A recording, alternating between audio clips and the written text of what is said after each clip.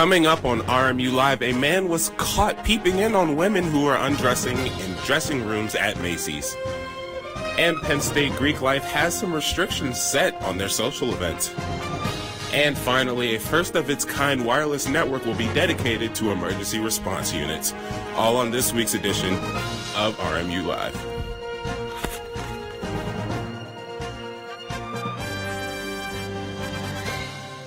RMU Live today is Friday, March 31st, 2017. My name is Rashad Christian. And I'm Cassidy Walters. Here's what's happening now.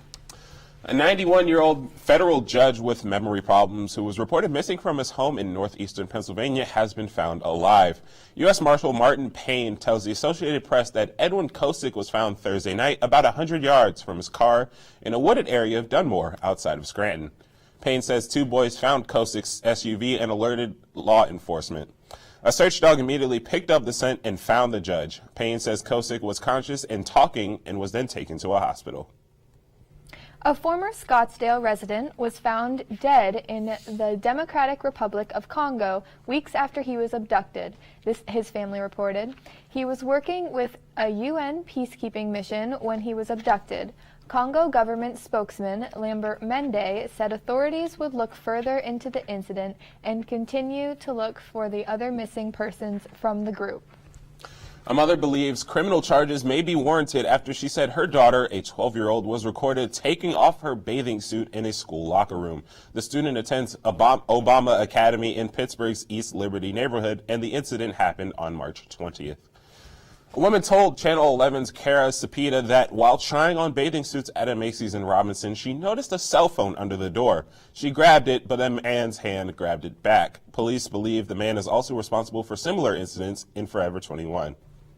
Whole Foods announced that they are no longer going to build a new store in East Liberty after concerns from the community caused the store to suspend their plans. The developers plan to level the Penn Plaza apartments to build a grocery store, but many oppose the project, saying it does not leave enough affordable housing in the area. Whole Foods said they may return to the project if they can compromise with the community. A vigil was held Wednesday for a 16-year-old student who was shot and killed outside a middle school in Penn Hills. More than 100 friends and family members appeared at the vigil. No arrests have been made relating to the shooting, but it has been ruled a homicide. Police are still investigating. Several vehicles were shot up Wednesday night in Hazelwood, and two of them were owned by city firefighters and were parked right in front of Fire Station 13. Ralph Securo, president of the Firefighters Union, said this is not the first time the fire station has dealt with gunfire. The Keystone Oaks Education Association and district officials reached an agreement in last-minute negotiations to avoid a strike Thursday. On Monday, the KOEA gave a 48-hour notice to the school district of its intent to strike. District officials then met with the KOEA on Tuesday to hash out the agreement. Scientists are working to stop the spread of an invasive insect in Pennsylvania. The lanternfly, an insect that feeds on plant stems and causes plants to wither, has been spotted in 6 counties in eastern Pennsylvania so far. It also lays eggs in places that could harm crops and wood. Shenley High School opened in 1916 and located in North Oakland neighborhood is now Shenley Apartments. The city's beloved high school closed in 2008 due to maintenance reasons. The 180 classrooms were turned into living quarters. PMC is investing at least $28 million into the building, including the construction of an underground parking garage. Penn State released a set of restrictions on Greek life Thursday after further investigating incidents at the Beta Theta Pi fraternity, a fraternity that lost recognition at Penn State. One of the restrictions postpones rushing until the spring semester of 2018. Another limits the amount of social events a Greek organization may have per semester. These restrictions are aimed at combating the negative aspects of Greek life at Penn State. People Uber everywhere and often leave things behind, so the rideshare company decided to launch the Uber Lost and Found Index on Wednesday. It details everything from the most common items, such as phones and glasses, to the most unique ones, like lobsters or even an elf cutout. The flyer posted Monday in the hallway of Stanton College Preparatory School in Jacksonville offered guidelines for female students ahead of the school's big dance, complete with pictures of 4 dresses and accompanying commentary that describes some dresses as slutty or not acceptable. North Carolina lawmakers retreated from the state's controversial law that restricted which public restrooms transgender people can use, repealing it Thursday in the face of economic pressure in favor of a new bill that gay rights groups are being attacked is discriminatory. PNC Park recently made some changes to its historic stadium. Here's Ian Kist with some of these updates. Thank you, Cassidy. Not only will the team itself look different for the Pirates this season, which begins this coming Monday in Boston against the Red Sox, but there will be changes seen like all over PNC Park. Fans will have the market available for grab-and-go sandwiches, salads, and snacks. The Miller Lite Crow's Nest is another new food and beverage addition to the park and can be seen in the right field plaza and will be open before and during games. The Rivertown Brewing Club Hall of Fame will also open and allow fans to have Rivertown brewed beer and food. These are just a few of the new food and beverage additions to fans, but right field will look different this season as well, and not only just because Andrew McCutcheon will be playing the position, but because of the new LED video board. And finally, in-game entertainment will also see a change as there was a new Pierogi fighting for the Great Pierogi Race Season Championship. The club announced Pizza Penny Thursday as the newest set member of the Pierogi Club. Now we'll have to see how Sauerkraut Saul, Cheese Chester, and the rest of the Pierogi squad handle the new competitor.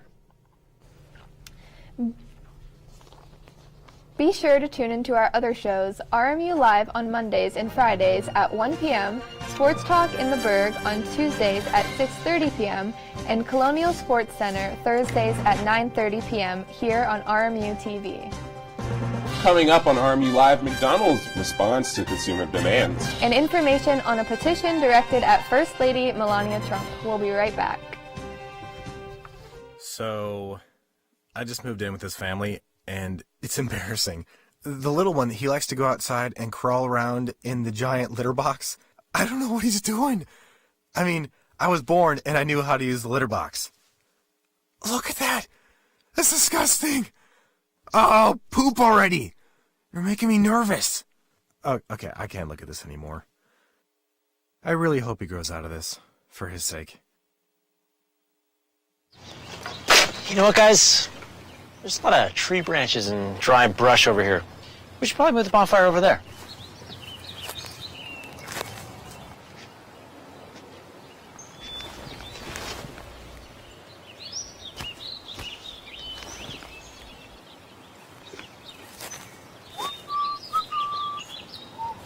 I'm guessing Smokey liked that idea.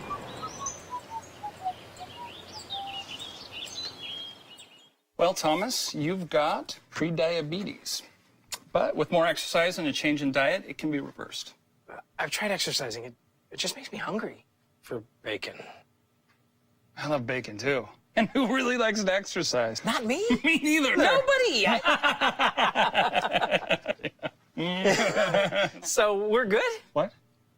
Oh, you still have pre-diabetes. Big time. Look at you. You're at the top of your game. You're unstoppable. Nothing can throw you off track. Wait, is that your car? Uh-oh. Yeah, I saw that coming. That will throw you off track. You're looking at around 10 grand in fines, legal fees, and increased insurance rates. Let's try this again. Smart move. Because buzz driving is drunk driving.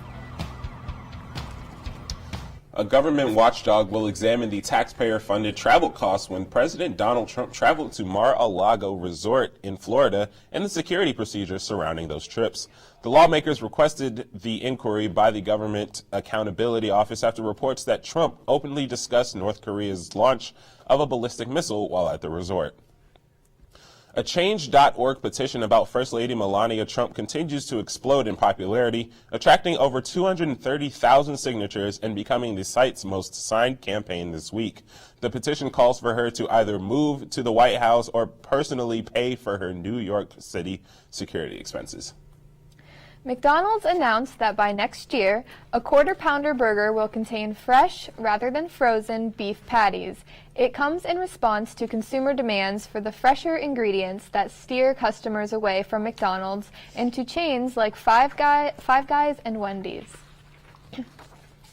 The federal government has tapped the nation's second-largest cell phone carrier to build a first-of-its-kind wireless network, one that promises to help firefighters, police, and medical workers more easily communicate during a major emergency. The 25-year contract, announced on Thursday, directs AT&T to build and maintain the network, which is known as FirstNet. Elon Musk has founded another company called Neuralink. The company will develop a neural lace, which is typically considered as an implant or an appendage that would be attached to the brain and provide a way for brains to interact with devices. SpaceX launched a cheaper, partially used rocket into orbit on Thursday. The rocket, carrying a telecommunications satellite, launched from the Kennedy Space Center in Florida. For Elon Musk, flying reusable rockets over and over is a crucial step towards his dream of sending people to Mars. Qatar Airways is taking on the U.S. government's ban on large electronics with loaner laptops. On Thursday, the Qatar-based airline announced that business-class passengers aboard its flights to the U.S. would have access to loaner laptops beginning next week. Former South Korean President Park Geun-hye was arrested early Friday and taken to a detention center so she could be questioned further in the corruption scandal that forced her from office 3 weeks ago. Prosecutors have identified 13 imprisonable charges that could be laid against Park, including bribery, abuse of power, coercion, and leaking government secrets. And for all the news you could possibly need regarding RMU sports and arts and entertainment, be sure to check out RMUCentryMedia.com. Coming up after the break, weather forecaster Eddie Sheehy will be in our weather center with a look at this weekend's forecast. And our sports anchor Ian Kiss will be talking about tournament time for March Madness when we come back from the break.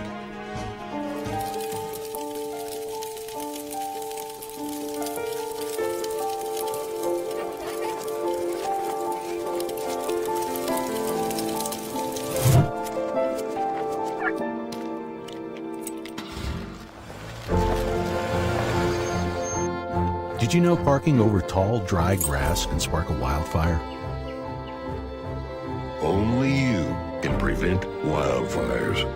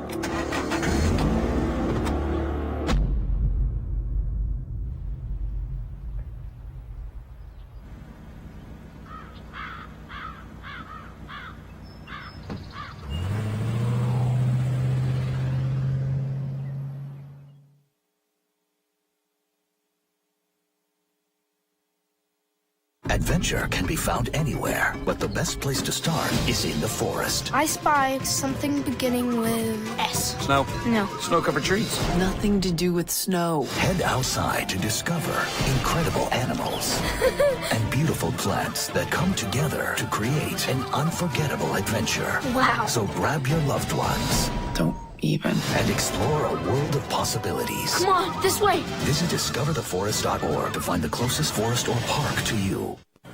Hello everyone and welcome to another installment of Quick Flicks on RMU-TV. A horror movie that was written and directed by a guy most famous for his show on Comedy Central. I know that sounds like the opening to a bad joke, but that's exactly what you get from the new movie Get Out. As I mentioned, it was written and directed by Jordan Peele, and perhaps more surprising than the fact that Jordan Peele wrote and directed a horror movie is the fact that Get Out is superb. You see, I say superb because good just wouldn't cut it. A good horror movie would be scary, It might have a good bad guy or some unforeseen jump scares that serve to terrify, but Get Out is so much more than that. Starring Daniel Kaluuya as a young black man named Chris who's very much in love with his white girlfriend Rose, who's played by Girls star Allison Williams, Get Out starts off as more of an uncomfortable commentary on biracial relationships set in an entirely white background, before turning, well, suspenseful. Tensions escalate throughout the movie as Chris begins meeting the family's African-American servants, with the awkward factor jumping tenfold when the couple attends the annual Families and Friends gathering. An incredibly novel idea with an ending you won't and can't see coming, Get Out is really a one-of-a-kind movie-going experience. Starring the likes of Catherine Keener, Bradley Whitford, and Caleb Landry Jones as the unsettling Armitage family, the casting is spot on. But it's really the directing and writing that brings Get Out home for me. Jordan Peele, as I said, served in both roles during his feature film debut and was able to blend the story expertly. It's movies like this that renew my love of cinema every time I step out of the theater. During a time with so many remakes and sequels in Hollywood, it's absolutely refreshing to see something so original and so expertly made. Now, speaking of theaters, this is a movie I highly recommend seeing on the big screen before it leaves. This is one of those times where the atmosphere of watching it on a bigger screen with fellow moviegoers is an absolute privilege. All in all, I'm giving Get Out 5 out of 5 stars, a perfect rating, because I have immense respect for what Jordan Peele was able to do in this movie. Mixing horror, comedy, social commentary, it's not an easy thing to do, and Jordan Peele just seemed to do it perfectly. It's also one of those movies that is great at a time in a year like 2017. It helps you escape, but still confront some of the bigger issues we see every single day. And for that, I can't help but give it the best rating I possibly can. Now, unfortunately, that is all the time we have on this installment of Quick Flicks. I'll see you guys next week for what will end up being my last Quick Flicks movie review. Eddie, that movie looks great, but I don't do scary movies. Back to the world of sports. The Pirates made a move earlier this week as spring training is coming to an end. Fans will no longer see relief pitcher Jared Hughes sprint out of the bullpen, making his way to the mound. Hughes was released after posting a 11.57 ERA this spring training games in 11 spring training games. This ends his 6-year career with the team.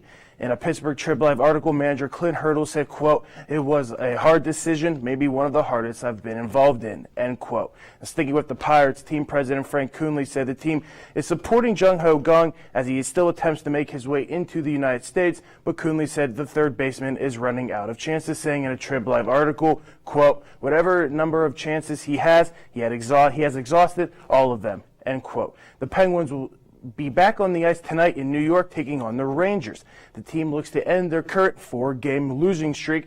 That's all I have for sports. Now to Eddie Shee, who's in our weather studio. Eddie? Yeah, thanks, Ian. Taking a look here right now, 54 degrees outside. Not too bad for these springtime temperatures. We're definitely working our way into April. It's definitely going to be getting warmer and warmer throughout the next few weeks. And it's raining outside. That's something I'm sure you already knew if you had to walk to class at all on campus. A low of 42 degrees, which we'll probably be seeing closer to tonight, actually.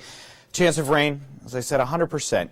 You already knew that. Let's take a look outside. Rain on campus. You can see the sky's a little blown out. Lots of those gray clouds that are just going to be bringing some rain throughout the whole day. Last night we did get some thunderstorms. We did get some lightning throughout the night, but for the most part, we're just going to stick with the rain for now. Taking a look at our weather map, though, you can see a few different storm systems down here in the west, but those aren't actually going to move all the way up to Pittsburgh. Those are going to continue to move more this way. So if you're in Washington, Scottsdale, even a little bit of Greensburg, you're going to be wanting to look out for those over the next couple of hours. But for the most part, us up here in Moon, we're going to have nothing but rain, and that's going to continue pretty much throughout the rest of the day. Let's take a look at tomorrow, though. Tomorrow is going to be our break. 49 degrees, so a little bit colder, but mostly going to be sunny. Let's take a really quick look at our 5-day. I just want to show you here temperatures in the 60s, and as we move into Monday through Thursday, we're going to have a straight few days of rain. Todd and Cassidy. That is all the time we have for RMU Live. We will see you next week.